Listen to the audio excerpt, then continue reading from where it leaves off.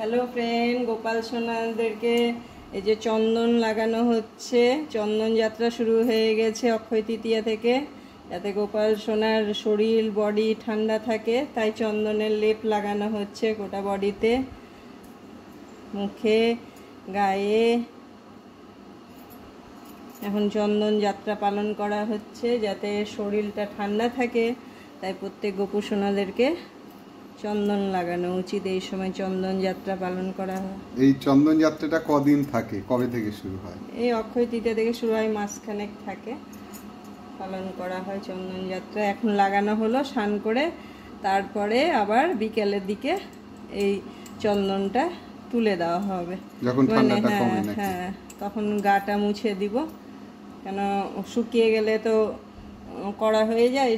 চন্দনগুলো শুকিয়ে গেলে গা হাতে কড়া হয়ে যাবে, গোপু সোনাদের কষ্ট হবে, তাই বিকেলে উঠিয়ে দেবো। সারা গায়ে মুখে সব জায়গায় মাখাতে হয়। হ্যাঁ, স্নান করে গোটা গায়ে চন্দনের লেপ, যাতে চন্দনটা গোপু সোনাদের শরীরটা ঠান্ডা রাখে এই গরমে। তো ঠাকুরের নিজেরই ইচ্ছে চন্দন যাত্রা পালন করা হোক, তাই এই চন্দন যাত্রাটা পালন করা হয়। চন্দন প্রিয়, ঠাকুরের অত্যন্ত প্রিয়, তাই আমার গোপু সোনাকে, প্রত্যেক গোপু সোনাদের এভাবে চন্দন লাগানো উচিত এই সময়, যাতে ওদের বডি শরীর ঠান্ডা থাকে। আমার গোপু সোনা হাসছে না, কত খুশি আছে চন্দন লাগে, খুব খুশি। দেখুন, আর এই নিয়মটা সবাই পালন করুন অবশ্যই, কারণ এটা চন্দন যাত্রার মাস। রাধে রাধে। যাই।